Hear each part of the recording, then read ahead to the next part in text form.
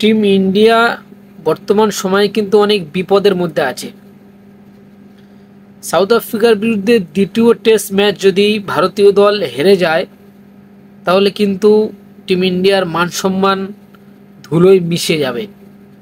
এবং যদি দ্বিতীয় টেস্ট ম্যাচটা যদি জিতে যায় ভারতীয় দল তাহলে কিন্তু মান সম্মানটা রক্ষা হবে।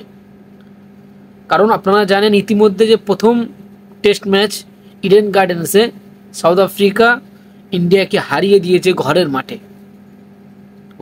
আমরা সাউথ আফ্রিকার কাছে হেরে গেছি এবং দ্বিতীয় ম্যাচ যদি আমরা গুয়াহাটিতে হেরে যাই তাহলে কিন্তু সাউথ আফ্রিকা হোয়াইট ওয়াশ করে দেবে টিম ইন্ডিয়াকে। মানে বুঝতে পারছেন, নিজেদের ঘরের মাঠে হোয়াইট ওয়াশ হওয়া মানে মান সম্মানটা কোথায় থাকবে। এই ম্যাচটি কিন্তু খুবই চ্যালেঞ্জিং ম্যাচ, খুবই ইম্পর্টেন্ট, খুবই গুরুত্বপূর্ণ ম্যাচ হতে যাচ্ছে সাউথ আফ্রিকা এবং ইন্ডিয়ার মধ্যে 22শে নভেম্বর গুয়াহাটি যে ম্যাচটি হতে চলেছে। এই ম্যাচটি কিন্তু খুবই গুরুত্বপূর্ণ ম্যাচ ভারতীয় দলের জন্য। এটা ভারতীয় দল মানে চাইবে জিততে, যদি না জিততে পারে তাহলে কিন্তু ভারতীয় দলের মান সম্মান ধুলোয় মিশে যাবে এবং যদি জিতে যায় তাহলে কিন্তু মান সম্মানটা রক্ষা হবে।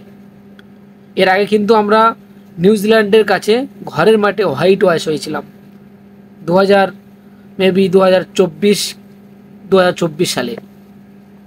2024 সালে আমরা ঘরের মাঠে নিউজিল্যান্ডের কাছে হোয়াইট ওয়াশ হয়েছিলাম, যেখান থেকে গৌতম গম্ভীর টিম ইন্ডিয়ার দায়িত্বে এসেছে। সেখান থেকে কিন্তু টেস্ট ক্রিকেটটা আমরা বুঝতে পারছি যে টেস্ট ক্রিকেটটা আমাদের হাত থেকে চলে যাচ্ছে আস্তে আস্তে। যেখান থেকে গৌতম গম্ভীর তিনি হেড কোচ হয়েছেন, তানার মর্জি তানার ইচ্ছা মতো তিনি প্লেয়ারকে খেলাচ্ছে এবং পারফরমেন্স দেখছে না। আমরা দেখছি ওয়াশিংটন সুন্দরকে কখন 3 নম্বরে লাফাচ্ছে, কখন লাফাচ্ছে 8 নম্বরে, কখন 7 নম্বরে।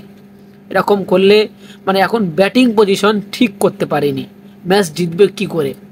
একসময় বিরাট কোহলি ছিল, বিরাট কোহলি ঘরের মাঠে একসময় শের মানে বোঝেন তো। দীর্ঘ 7 বছরে মাত্র 2টি ম্যাচ হেরেছিল বিরাট কোহলি যখন ক্যাপ্টেন ছিল টিম ইন্ডিয়ার টেস্ট ক্রিকেটের। সেই সময় মানে 7 বছরে 2টি ম্যাচ, মাত্র 2টি সিরিজ নয় 2টি ম্যাচ হেরেছিল। এবং গৌতম গম্ভীর যেখান থেকে এসছে প্রচুর ম্যাচ আমরা ঘরের মাঠে মানে হেরেছি। নিউজিল্যান্ডের কাছে আমরা হোয়াইট ওয়াশ হয়েছি এবং সাউথ আফ্রিকা প্রথম টেস্ট ম্যাচ আমাদেরকে হারিয়ে দিল। মানে আপনি ভাবতে পারছেন যে ভারতীয় ক্রিকেট দল তারা টেস্ট ক্রিকেটে কতটা পিছিয়ে চলে যাচ্ছে আস্তে আস্তে। আমরা বুঝতে পারছি না, কিন্তু আস্তে আস্তে টেস্ট ক্রিকেটটা ডুবিয়ে দিচ্ছে এই গৌতম গম্ভীর। যাই হোক, 22শে নভেম্বর গুয়াহাটিতে মানে মান সম্মান রক্ষার ম্যাচ শুরু হতে যাচ্ছে ভারত বনাম সাউথ আফ্রিকা। এরকম একটা গুরুত্বপূর্ণ ম্যাচে কিন্তু শুভমান গিলকে নিয়ে খুবই আলোচনা হচ্ছে। শুভমান গিল কি খেলতে পারবে নাকি খেলতে পারবে না। বেশিরভাগ ক্রিকেট ভিত্তিক ওয়েবসাইট থেকে আমরা খবর পাচ্ছি যে শুভমান গিল মানে তাকে দ্বিতীয় টেস্ট ম্যাচে দেখা যাবে না, তিনি খেলতে পারবেন না, চোটের কারণে তাকে খেলানো হবে না। এবং দ্বিতীয় টেস্ট ম্যাচে ক্যাপ্টেন্সি করবে ঋষভ পান্থকে ক্যাপ্টেন্সি দেওয়া হয়েছে ইতিমধ্যে, টিম ইন্ডিয়ার অফিসিয়াল ফেসবুক পেজ থেকে জানিয়ে দিয়েছে। এবং এরকম গুরুত্বপূর্ণ ম্যাচে ভারতীয় দলে প্লেইং 11 কীরকম হতে পারে, সম্ভাব্য প্লেইং 11 কীরকম হতে পারে আপনাদেরকে বলে দিচ্ছি, আপনারা দেখে নিন। প্রথমে জয়সওয়াল এবং কেএল রাহুল ওপেনিং করতে আসবে, কোনো ডাউট নেই। এবং 3 নম্বরে সাই সুদর্শনকে আনা হবে শুভমান গিলের রিপ্লেসমেন্ট হিসেবে।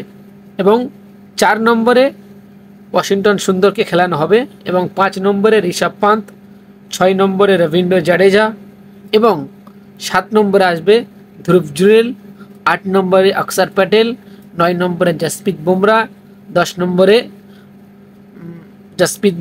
10 নম্বরে মোহাম্মদ সিরাজ, 11 নম্বরে কুলদীপ যাদব।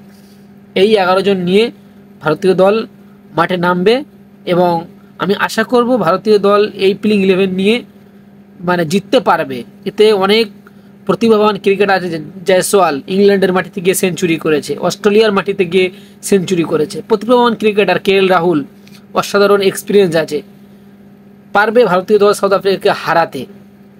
আমি এটা আশা করছি ভারতীয় দল সাউথ আফ্রিকাকে হারিয়ে দিয়ে এই ম্যাচটি ড্র করবে। জিততে আর পারবে না, কিন্তু ড্র করতে পারবে। আমি আশা করছি ভারতীয় দল তারা ড্র করতে পারবে এই সিরিজটা। আপনার কি মনে হয় অবশ্যই কমেন্ট বক্সে জানিয়ে যাবেন।